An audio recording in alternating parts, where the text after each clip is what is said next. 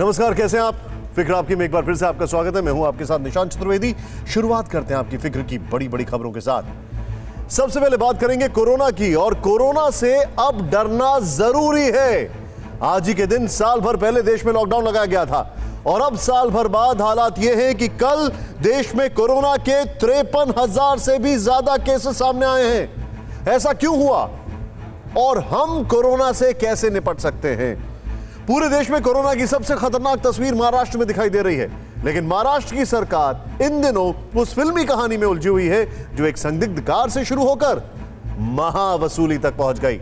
इसीलिए आज हम ये सवाल उठा रहे हैं कि जब कोरोना इधर है तो महाराष्ट्र की सरकार या महाराष्ट्र का ध्यान किधर है? इसके बाद आपको बताएंगे कि जिस डर की हम बात कर रहे हैं वो दिल्ली में जाकर दोगुना हो गया है, इसीलिए क्योंकि दिल्ली में कोरोना के साथ साथ क्राइम का ग्राफ भी बढ़ता जा रहा है। आपको बहुत ध्यान से यह हमारी रिपोर्ट जरूर देखनी चाहिए, क्योंकि दिल्ली में घर से बाहर निकलने पर सावधानी ही बचाव है। और आखिर में बंगाल की बात करेंगे, जहां आज पहले दौर के मतदान के लिए प्रचार थम चुका है। 2 दिनों बाद होने वाली वोटिंग से पहले आज की रैलियों में क्या खास रहा, आपको दिखाएंगे। सबसे पहले फिक्र कोरोना की। ठीक 1 साल पहले आज के ही दिन यानी 25 मार्च 2020 को लॉकडाउन लगाया गया था। उस दौरान हमने दर्द के पहाड़ लांघे, संकल्प के जरिए अनगिनत संकटों से संघर्ष किया और बेबसी में भी उम्मीदों का दिया जलाए रखा। लेकिन आज लॉकडाउन के साल भर बाद भी आपके लिए डरना जरूरी है। कोरोना की दूसरी लहर से डरना भी है और लड़ना भी है। ऐसा इसलिए क्योंकि 24 मार्च को कोरोना के 53,000, ठीक सुना आपने, 53,419 नए केस मिले हैं और लगभग 250 लोगों की मौत हो गई है, जो बीते साल 23 अक्टूबर के बाद से सबसे बड़ा आंकड़ा है, यानी 5 महीने में सबसे बड़ा आंकड़ा। आखिरी बार देश में 23 अक्टूबर को 54,350 नए केस मिले थे।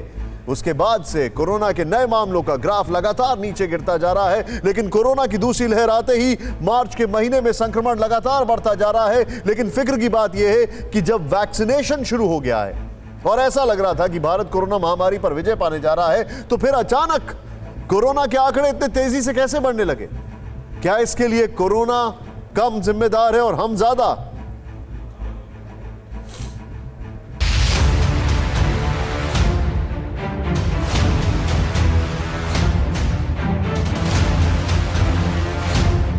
कहते हैं कि कोरोना किसी किस्म का भेदभाव नहीं करता। जहां उसे कमजोर कड़ी मिलती है वहीं अटैक करता है, और वहीं से कोरोना वायरस की नई चेन शुरू हो जाती है। महाराष्ट्र, पंजाब, मध्य प्रदेश, गुजरात समेत 10 राज्यों में कोरोना की दूसरी लहर का कहर भी इसी का नतीजा है, जिसके कारण देश की फिक्र बढ़ गई है।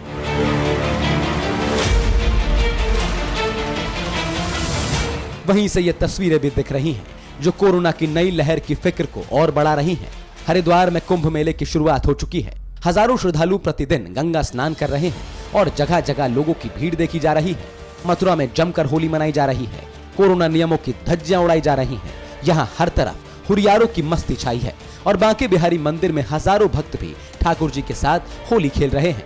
पश्चिम बंगाल में तो चुनाव की सरगर्मी चरम पर है। हर राजनीतिक पार्टी चुनावी रैलियां कर रही है, जिसमें हजारों की भीड़ जुट रही है, और वो भी बिन मास्क के। हालांकि कोरोना के बढ़ते संक्रमण के चलते हर आयोजन के लिए गाइडलाइंस जारी की गई हैं, लेकिन इसका पालन ना के बराबर हो रहा है। हरिद्वार में श्रद्धालु तो यहां तक कह रहे हैं कि गंगा में डुबकी लगाई तो फिर कोरोना से डर कैसा। यहाँ पर कोविड के इतना कहर होते हुए भी आस्था फिर भी बहुत भारी है, और ये माँ गंगा का पवित्र स्थल है।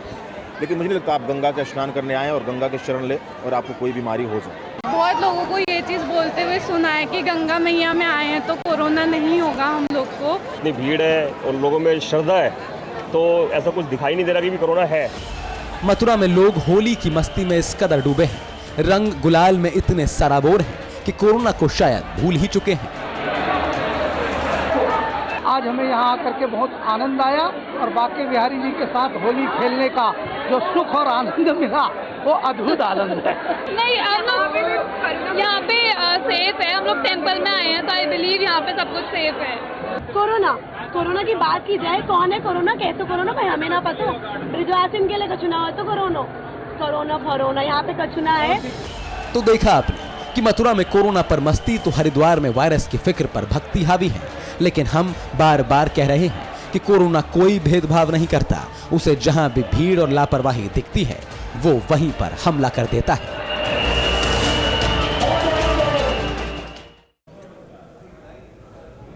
सुन रहे हैं आप लोगों को? अज्ञानता मोक्ष नहीं, अज्ञानता मौत की वजह हो सकती है। कोरोना जितनी तेजी से लोगों को अपनी चपेट में ले रहा है, यह आप सिर्फ फरवरी और मार्च के आंकड़े देखकर ही समझ जाएंगे। फरवरी में पूरे देश में कोरोना संक्रमण से होने वाली मौत का आंकड़ा 2766 था, लेकिन मार्च में बीते 24 दिन में यह आंकड़ा 3532 पर पहुंच गया। यानी फरवरी के मुकाबले मार्च में अब तक 27वीं से ज्यादा मौत हो चुकी है। बीते 24 घंटे की बात करें तो देश में करीब 250 मौत दर्ज की गई और इसमें से करीब 82% मौत देश के 7 राज्यों में हुई। ये राज्य है महाराष्ट्र, पंजाब, छत्तीसगढ़, कर्नाटक, तमिलनाडु, केरल और गुजरात। संक्रमण की बात करें तो यहां 7 राज्य सबसे ज्यादा चिंता का विषय हैं, क्योंकि 24 मार्च को देश में जो रिकॉर्ड 53,400 से ज्यादा नए केस सामने आए, उनमें 83% से ज्यादा केस सिर्फ 7 राज्यों में रिपोर्ट किए गए हैं। लेकिन इसका मतलब यह नहीं कि बाकी देश बेफिक्र हो जाएं, क्योंकि कोरोना न शहर देखता है, न गांव, न अमीर, न गरीब। कोरोना रूप बदल बदल कर लोगों को शिकार बना रहा है। भारत में भी इसका एक नया रूप मिला है, जिसे डबल म्यूटेंट वेरिएंट कहा जा रहा है। आखिर ये कोरोना का नया रूप क्या है, कितना खतरनाक है और क्या वैक्सीन इस पर कारगर होगी? देखें ये रिपोर्ट।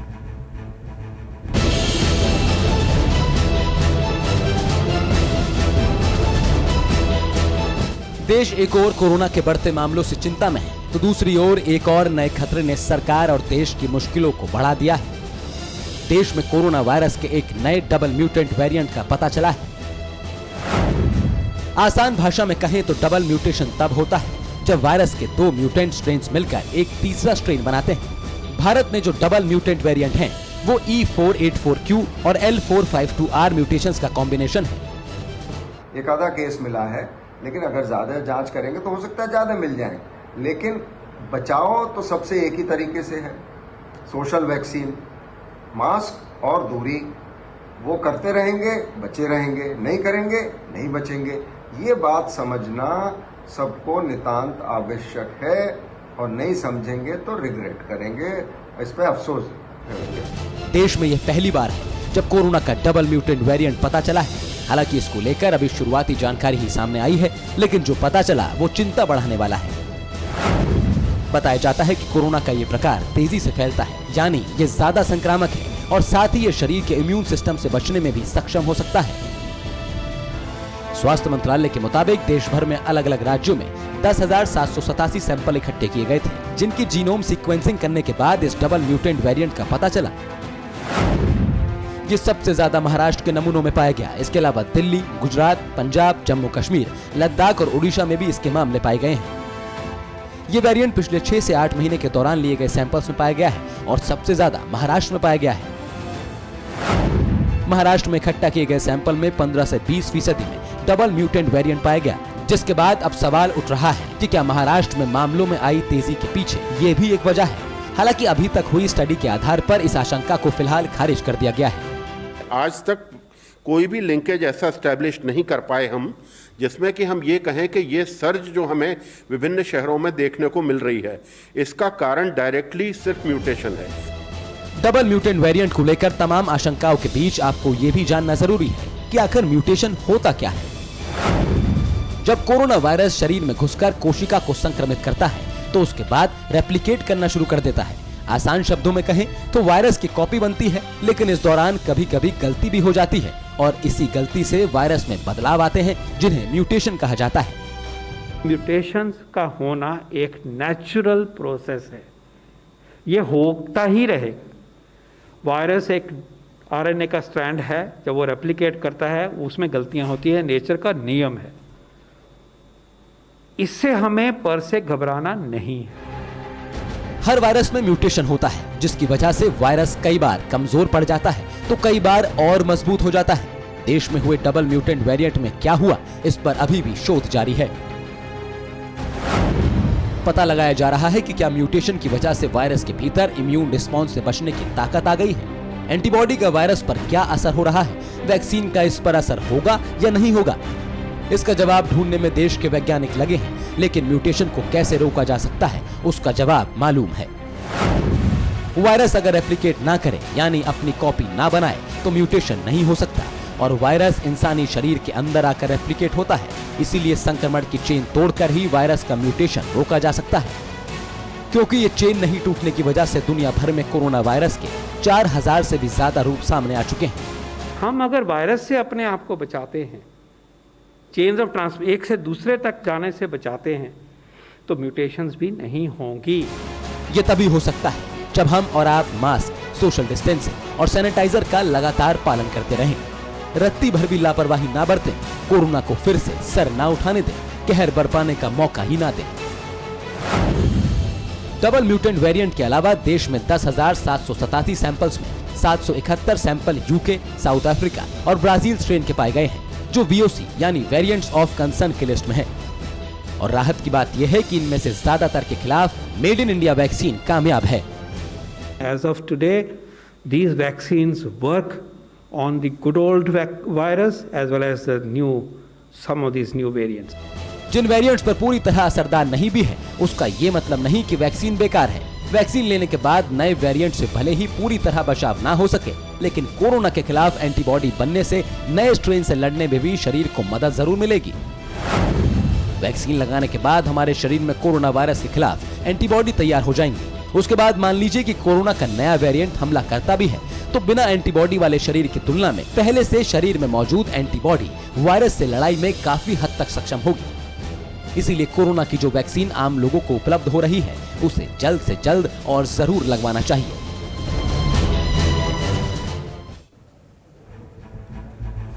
यहां पर आपको यह बताना जरूरी है कि जब आप वैक्सीन का पहला डोज लेते हैं, तब आपकी बॉडी में कुछ एंटीबॉडी तैयार होते हैं, लेकिन जब आप दूसरा डोज लेते हैं तो करीब 10 गुना एंटीबॉडी तैयार हो जाते हैं।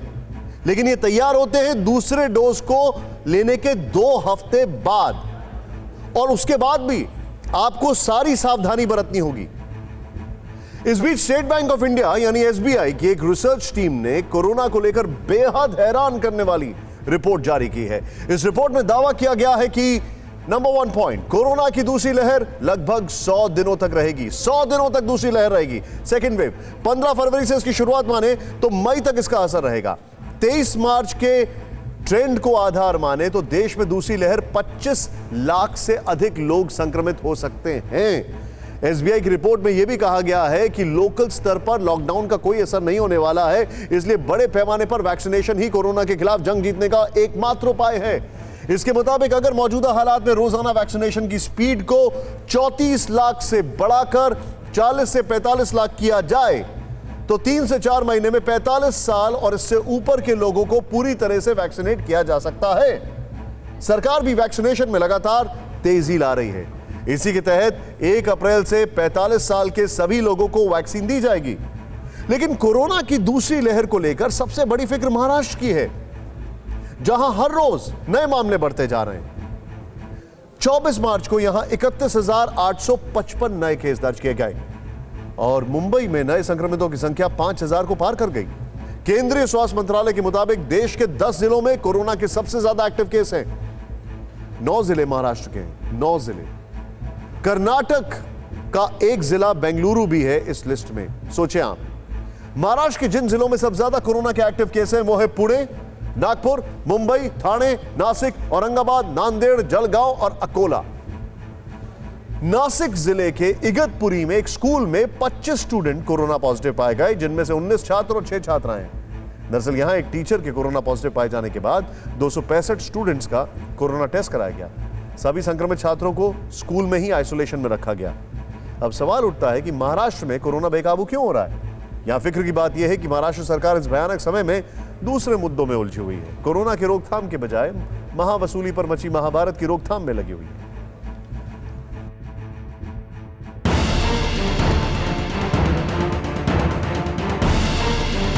महाराष्ट्र में खाकी, खादी और महावसूली को लेकर घमासान जारी है। बीजेपी समेत तमाम विपक्षी पार्टियां प्रदेश के गृह मंत्री अनिल देशमुख से इस्तीफे की मांग कर रही हैं। इस सिलसिले में आज केंद्रीय मंत्री रामदास अठावले राष्ट्रपति रामनाथ कोविंद से मिले। उन्होंने मेमोरेंडम देकर महाराष्ट्र में राष्ट्रपति शासन लागू करने की मांग की। आठवले ने कहा कि उद्धव सरकार के रहते वसूली मामले की सही जांच कभी नहीं हो सकती।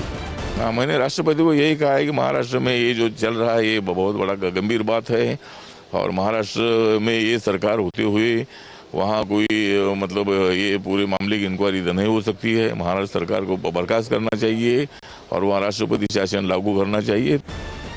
उधर उप मुख्यमंत्री अजीत पवार के मुताबिक आज सीएम उद्धव ठाकरे ने महाराष्ट्र के राज्यपाल से मिलने का वक्त मांगा था, लेकिन राज्यपाल मुंबई में ही नहीं थे।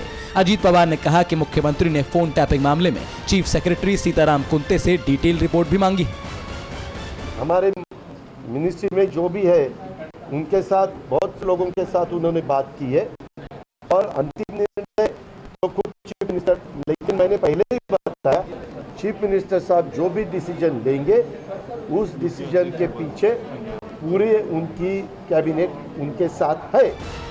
इस बीच महाराष्ट्र कांग्रेस के प्रदेश अध्यक्ष नाना पटोले ने कहा कि बीजेपी चाहे जितने भी झूठे आरोप लगा ले, महाराष्ट्र की महाविकास अघाड़ी सरकार को नुकसान नहीं होगा। कोई गड़बड़ नहीं होगी। फेविका का मजबूत जोड़ है, 5 साल ये सरकार चलेगी और कितना भी एलिगेशन ये लगाए, झूठ एलिगेशन ये है और ये एलिगेशन का कोई भी फर्क ये सरकार पे नहीं पड़ेगा और महाराष्ट्र को बार बार बदनाम करने का काम भी कर रही है। महाराष्ट्र की जनता इनको कभी माफ नहीं करेगी। सोचिए आप, बड़ा सवाल खड़ा यह होता है कि आखिर जो सुपर स्प्रेडर्स हैं क्या महाराष्ट्र में उसको कंट्रोल किया जा रहा है? कोई और ध्यान भी दे रहा है? दरअसल इस पूरे मामले की शुरुआत एंटिलिया केस से हुई, जिसके आरोपी सचिन वाजे को 3 अप्रैल तक एनआईए की हिरासत में भेज दिया गया। आज वाजे को स्पेशल कोर्ट में पेश किया गया, जहां वाजे ने कहा कि उसे बलि का बकरा बनाया जा रहा है। वाजे के वकील ने UAPA unlawful activities prevention act लगाए जाने का विरोध किया। वहीं एनआईए की तरफ से कोर्ट में कहा गया कि सचिन वाजे के घर से 62 जिंदा कारतूस बरामद किए गए। सचिन वाजे कारतूस की जानकारी एनआईए को नहीं दे रहा है। सचिन को बतौर पुलिस अधिकारी 30 जिंदा कारतूस मिले थे, जिनमें से 25 बुलेट गायब हैं। सचिन पर जांच में सहयोग नहीं करने का आरोप भी लगा है। इस बीच मनसुख हिरेन और सचिन वाजे की मुलाकात से जुड़ा एक सीसीटीवी फुटेज भी सामने आया है और मनसुख की हत्या को लेकर कई खुलासे भी हुए हैं।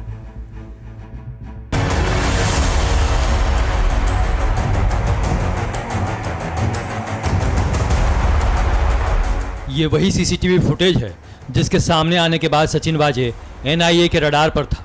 तस्वीर 17 फरवरी रात करीब 8:30 बजे की है, जब अपनी कार विक्रोली में पार्क करने के बाद मनसुख हिरेन सीधे सीएसटी आए थे, जहां सचिन वाजे की ब्लू मर्सिडीज कार उनका इंतजार कर रही थी। शक है कि मर्सिडीज कार सचिन वाजे ही चला रहा था। इस सीसीटीवी फुटेज को एटीएस ने जब बहुत माइन्यूटली जांच किया तो पता चला ये कार वही कार है जिसमें सचिन वाजे चलाया करते थे। इस कार को एनआईए ने कुछ दिनों पहले ही सीज किया है। ये ब्लू कलर की मर्सिडीज कार है। कल ठाणे कोर्ट के आदेश के बाद एटीएस ने एनआईए को जो रिपोर्ट सौंपे, उसके मुताबिक हिरेन मनसुख की हत्या में कुल 4 लोगों के शामिल होने के सबूत मिले हैं। एटीएस की जांच में पता चला है कि मनसुख की हत्या वाली रात सचिन वाजे ने ही मनसुख को तावड़े नाम के व्हाट्सएप पर कॉल करके बुलाया था। दोनों की बातें मनसुख की पत्नी बिमला ने सुनी थी। मनसुख की हत्या रात 10 बजे के आसपास हुई। मनसुख को 5 रुमालों में क्लोरोफॉर्म सुंघाकर बेहोश किया गया था और फिर सांस रोककर उनकी हत्या की गई। जब मनसुख की हत्या की गई तो वाजे ऑडी कार में बैठकर सब देख रहा था। उसके बाद वाजे ठाणे से मुंबई आया। रात 11:48 पर डोंगरी के टिप्सी बार में रेड का नाटक किया था। मनसुख के आखिरी व्हाट्सएप कॉल से एटीएस को और भी कई अहम सुराग मिले हैं, जिसके आधार पर अहमदाबाद से बुकी नरेश गौर को दबोचा गया और फिर खुलासा हुआ कि गौर ने वाजे को 5 मोबाइल नंबर दिए थे। वाजे ने इसमें से एक नंबर मनसुख के हत्यारों को दिया था। इस मामले में गिरफ्तार विनायक शिंदे ने बताया कि वो वाजे से बातचीत करने के लिए फर्जी दस्तावेज पर खरीदे सिम कार्ड का ही इस्तेमाल करता था। दिल्ली में घर से बाहर निकलने पर सब कुछ भगवान भरोसे है। यहां ना सड़क सुरक्षित है, ना ही अस्पताल।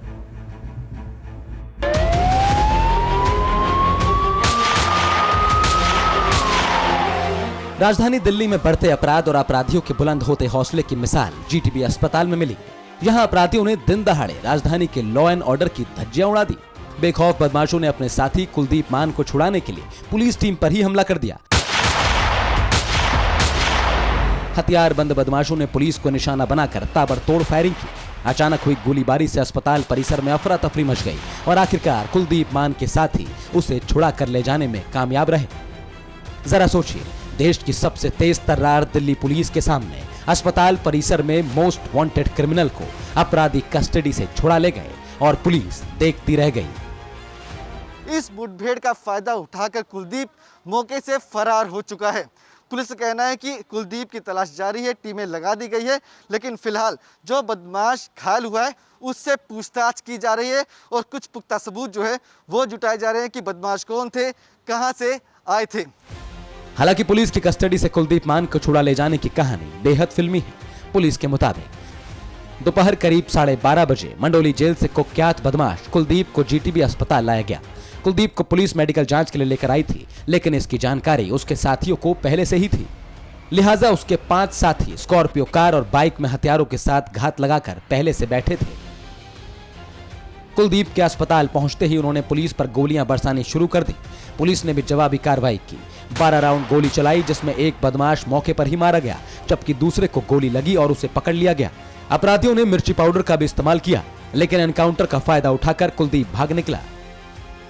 तकरीबन 12:30 बजे के आसपास कुलदीप नाम के नामी बदमाश को मंडोली जेल से जीटीबी अस्पताल में मेडिकल के लिए लाया गया था और यहाँ पर इसी जगह पर उसके साथी स्कॉर्पियो कार और बाइक पर घात लगाए कुलदीप का इंतजार कर रहे थे। जैसे ही बदमाशों ने कुलदीप को देखा तो अचानक पुलिस पर फायरिंग करना शुरू कर दिया, जिसके बाद पुलिस को भी मजबूरन फायरिंग करना पड़ा, जिसमें एक बदमाश की मौत हो गई, एक बदमाश घायल हो गया। लेकिन कुलदीप इस मुठभेड़ का फायदा उठाकर मौके से फरार होने में कामयाब हो गया। पुलिस रिकॉर्ड के मुताबिक कुलदीप मान और फज्जा के सिर पर 2 लाख रुपए का इनाम है। हत्या जैसे कई संगीन आपराधिक मामले दर्ज हैं। पिछले साल ही पुलिस को उसे गिरफ्तार करने में सफलता मिली। गिरफ्तारी से पहले जितेंद्र गोगी गैंग का वो सदस्य था। लेकिन इस पूरे मामले में सबसे चौंकाने वाला खुलासा यह है कि कुलदीप को छुड़ाने वाले बदमाश जिस गाड़ी से आए थे उस पर पुलिस लिखा हुआ था।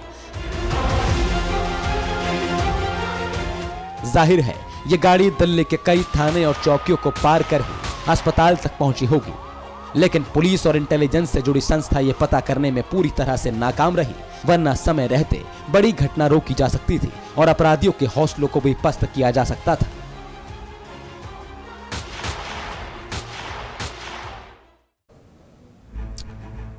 एक बहुत बड़ी डेटा कंपनी है जिसका नाम है नंबुओ। वो एक ऐसी वेबसाइट है जो अलग अलग यूजर से डेटा लेकर सबके सामने सच लेकर आती है। उसका कहना है कि दिल्ली में safety walking alone during day light सिर्फ 57% है और रात में सिर्फ 27% है सेफ्टी अकेले चलने में। इतना ही नहीं, अगर क्राइम की बात की जाए तो पिछले 3 साल में क्राइम का जो ग्राफ बढ़ा है वो है 67.08%। अब कौन से आंकड़ों पर यकीन करें, वो जो लॉकडाउन के दरमियान बताए जा रहे थे या ये जो खुद कंट्रीब्यूट करती है जनता? ऐसा लग रहा है कि दिल्ली देश का क्राइम कैपिटल बनता जा रहा है। राजधानी में आपराधिक घटनाएं थमने का नाम नहीं ले रही हैं। बदमाशों को ना पुलिस का डर है और ना ही कानून का खौफ। हालात इतने बिगड़ चुके हैं कि घर परिवार में भी क्राइम की एंट्री हो गई। दिल्ली में कानून और पुलिस से बेखौफ एक दामाद ने अपने ही परिवार वालों से ऐसा बदला लिया कि सुनकर आपकी रूह कांप जाएगी। कारोबारी वरुण शर्मा ने अपने ही सास, ससुर, पत्नी और साली को खत्म करने की खतरनाक साजिश रच दी। साजिश भी छोटी मोटी नहीं। पहले इराक के तानाशाह सद्दाम हुसैन के बारे में इंटरनेट पर पढ़ा। जैसे सद्दाम हुसैन अपने दुश्मनों को खत्म करने के लिए करता था, जिस जहर का इस्तेमाल करता था, उसी अंदाज में, उसी जहर से वरुण ने पूरा षड्यंत्र रच डाला और आखिर में पत्नी, साली, सास और ससुर को उनके खाने में थैलियम जहर मिलाकर दे दिया। जब ये बेटी जो मेरी है, इनके टेस्ट में कभी कोई चीज़ आ नहीं रही थी तो इनके पॉइजन्स के सारे टेस्ट कराए गए, उसमें थैलियम पाया गया। और ये मेरी बेटी में 7,800 पॉइजन पाया गया है, जो कि नॉर्मली 2 से लेस होना चाहिए। और मेरी पत्नी के शरीर में 4,000 पॉइजन पाया गया। इस जहर ने उसकी साली और सास की जिंदगी खत्म कर दी, जबकि पत्नी दिव्या अभी भी गंगाराम अस्पताल में कोमा में है। ससुर भी जिंदगी के लिए जद्दोजहद कर रहे हैं। न जाने इन्होंने फिर क्या पॉइजन ऐसी कोई चीज़ दे दी कि अगले दिन ऐसे खून की उल्टी आई। उसके बाद से मेरी बेटी अभी भी गंगाराम के 18 नंबर बेड पर लेटी हुई है और 22 दिन से कोमा की स्थिति में है। आप जानकर हैरान हो जाएंगे कि वरुण ने अपने ही परिवार को खत्म करने के लिए जिस जहर का इस्तेमाल किया वो कोई मामूली नहीं था। बल्कि थैलियम एक ऐसा केमिकल है जिसमें इंसान का जिंदा रहना बहुत मुश्किल होता है। इसका असर धीरे धीरे 6 महीने तक में होता है। पहले धीरे धीरे बाल गिरने लगते हैं, फिर नर्वस सिस्टम डैमेज होने लगता है और फिर इंसान कोमा में चला जाता है। थैलियम एक केमिकल एलिमेंट है, रंगहीन, गंधहीन, स्वादहीन, जो आइसोलेट करने पर ग्रे कलर का दिखता है। इस पर कई देशों में पाबंदी भी है, लेकिन वरुण इसे पाने में कामयाब रहा और इसे दिल्ली के इंद्रपुरी इलाके में रहने वाले ससुराल वालों को खिलाने के लिए अपने घर में ही मछली बनाई। लेकिन तबीयत खराब होने का बहाना देकर खुद मछली नहीं खाई, न ही बच्चों को दी, बल्कि 31 जनवरी को अपनी पत्नी, सास, ससुर और साली को खिला दी। वरुण अरोड़ा अपने ससुराल पक्ष के लोगों के लिए फिश बना करके ले गए और उसको उन्होंने थैलियम से पॉइजनिंग कर दी। जब वो फिश का कंजम्पशन इनके ससुराल वालों ने किया तो सबसे पहले प्रियंका शर्मा जो थी उनकी तबीयत खराब हुई। 3 फरवरी को उनको BLK हॉस्पिटल में भर्ती कराया गया, जहां पे दौरान इलाज उनकी 15 फरवरी को डेथ हो गई। साल 2009 में दिव्या और वरुण की शादी हुई थी। दिव्या के पिता का कहना है कि उनका दामाद गुस्सैल स्वभाव का था और शादी के कुछ ही महीने बाद से ही गाली गलौज और मारपीट करता था। लेकिन उन्होंने ये कभी नहीं सोचा था कि जिसे बेटे की तरह घर में लेकर आए वही उनका घर उजाड़ देगा। हमारी बेटी को 1 साल से इतना टॉर्चर कर रहे थे जिसका हिसाब नहीं। वो तो कहती थी, पापा मैं इस घर में रहते हुए भी अकेली हूँ, 2 बच्चों के साथ बड़ी मुश्किल से अपना जीवन चला रही हूँ। ये इन्होंने उस चीज का ही बदला लेने के लिए सबको मारने का प्लान कर लिया। इनकी जो सास है, ये रात के 1-1 बजे तक दोनों बैठ के कोई प्लान करते थे। इस केस में हमारी फिक्र रिश्ते और भरोसे की हत्या के साथ ही पुलिस और कानून से लोगों के बेखौफ होने की भी है। अपराध करने वालों के मन से खत्म होते डर की है। ये बिल्कुल मत सोचिए कि ये एक पारिवारिक घटना है, इसको पूरे दिल्ली से जोड़कर नहीं देख सकते। क्यों नहीं जोड़ सकते? एक पारिवारिक घटना में क्राइम को अंजाम इसलिए दिया जा रहा है क्योंकि उसके पनिशमेंट का खौफ कम है, क्योंकि केसेस बहुत जल्दी सॉल्व नहीं होते हैं, क्योंकि बहुत जल्दी सजाएं नहीं मिलती हैं और क्योंकि पुलिस का खौफ नहीं रहता है। यह महज एक आपराधिक घटना नहीं है, ये एक सोच है जो लोगों को अपराध करने से पहले अंजाम की फिक्र करने से रोकती है। और बात बंगाल की, जहां 27 मार्च यानी 2 दिन बाद होने वाली पहले चरण की वोटिंग के लिए आज प्रचार थम गया। लेकिन प्रचार खत्म होते होते फिर एक बार असली मसलों की जगह वो मुद्दे हावी हो गए जिनका जनहित से नहीं बल्कि दल हित से लेना देना है। हम ऐसा क्यों कह रहे हैं, आप खुद ये रिपोर्ट देखें।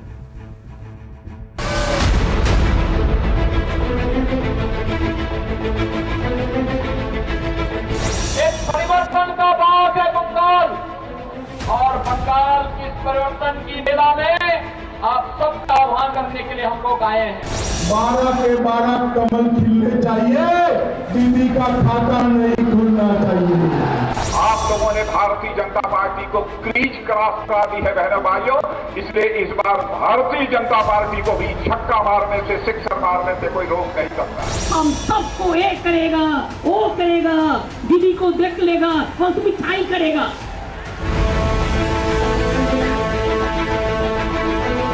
पहले चरण के मतदान के लिए प्रचार तो खत्म हो गया, लेकिन सबसे चर्चा में रहा उस आदमी का बयान जिसे आप पहचानते नहीं होंगे। আমরা যারা সংখ্যা নেব তারা 30% আর তারা যারা আছেন তারা 70%। এই 70% নিয়ে তারা গদিতে আসবেন, লজ্জা করা উচিত। আমরা যদি 30% লোককে, সারা ভারতবর্ষের 30% লোককে যদি একদিক করে দেওয়া হয়, 4-4টা পাকিস্তান তৈরি হবে। একটা পাকিস্তানের আমরা ভারতবর্ষে যতগুলো মুসলমান আছি, সংখ্যালঘু আছি, তাদেরকে যদি একটা দিক করে দেওয়া হয়, 4-4টে পাকিস্তান হবে। কোথায় যাবে ভারতবর্ষে এই 70%?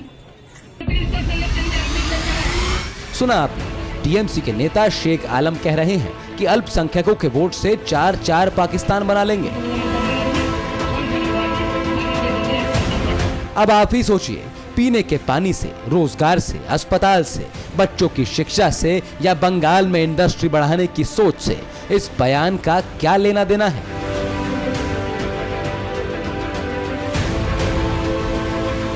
जाहिर है टीएमसी के नेता ने जो बात कही वो दूर तक जानी थी।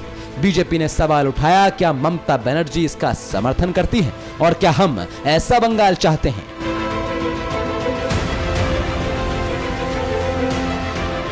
इस बीच बंगाल की राजनीति में महाराष्ट्र सरकार की एक गाइडलाइन को भी मुद्दा बनाया जा रहा है। पश्चिम बंगाल से बीजेपी सांसद अर्जुन सिंह ने अखबार में छपी खबर को हाईलाइट करते हुए महाराष्ट्र की उद्धव ठाकरे सरकार पर निशाना साधा। अर्जुन सिंह ने ट्वीट किया,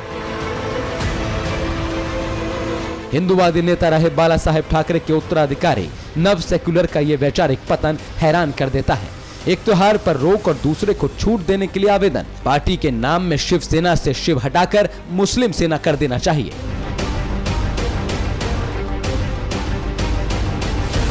दरअसल अर्जुन सिंह ने इस बात पर आपत्ति जताई है कि एक तरफ महाराष्ट्र सरकार होली पर समारोह करने वालों के खिलाफ एक्शन लेने की बात कर रही है, तो दूसरी तरफ शब बारात मनाने वालों से भीड़ नहीं करने की अपील कर रही है।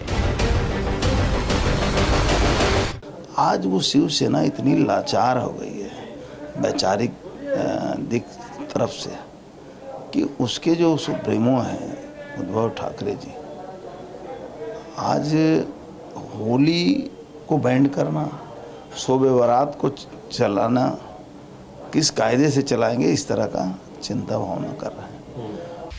आपको बता दें कि आखिर बीएमसी ने होली और शब बारात के लिए क्या गाइडलाइंस जारी की हैं। बीएमसी के मुताबिक होली में पब्लिक और प्राइवेट सेलिब्रेशन पर पाबंदी है। 28 मार्च को होली का दहन और 29 मार्च को रंग पंचमी समारोह की परमिशन नहीं है। वहीं बीएमसी ने शब बारात का त्योहार साधारण तरीके से मनाने की अपील की। मस्जिद में नमाज पढ़ने के लिए एक बार में 40 से 50 लोग जा सकते हैं। इस गाइडलाइन की वजह से ही कहा जा रहा है कि हिंदू त्योहारों पर उद्धव ठाकरे का रुख सख्त है और मुस्लिमों के प्रति वो नरम रवैया अपना रहे हैं। बंगाल के नेता अर्जुन सिंह का महाराष्ट्र सरकार पर किया गया ये ट्वीट देश भर में वायरल हो रहा है और इसके सियासी मायने भी निकाले जा रहे हैं। कि पिछले 1-1.5 साल में जिस तरीके से शिवसेना ने सरकार बनने के बाद जिस तरीके की नीतियां अपनाई हैं, जिस तरीके की अपीजमेंट पॉलिटिक्स की है, जिस तरीके की तमाम सांप्रदायिक शक्तियों के सामने घुटने टेके हैं, वो बिल्कुल साफ साफ दिखाई दे रहा है। हालांकि सिर्फ महाराष्ट्र ही नहीं बल्कि दिल्ली, यूपी और राजस्थान में भी होली और शब बारात के मौके पर ऐसी ही गाइडलाइंस जारी की गई हैं। लेकिन बंगाल के चुनावी माहौल ने इस सरकारी मनाही को सियासी मुद्दा बना दिया है। और अब देखते हैं जो है सो है दिनेश गौतम के साथ।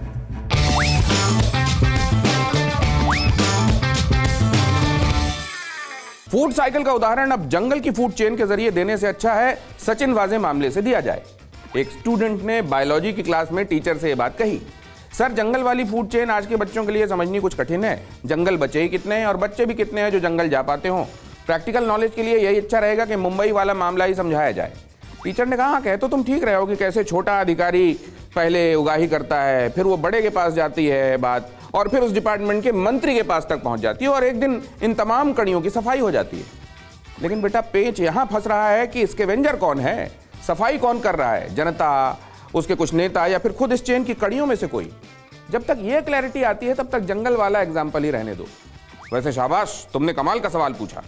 स्टूडेंट गौरवान्वित होता हुआ ये सोचते हुए अपनी जगह पर बैठ गया कि उसे बड़ा होकर कौन सा अधिकारी बनना है, बाकी तो जो है सो है।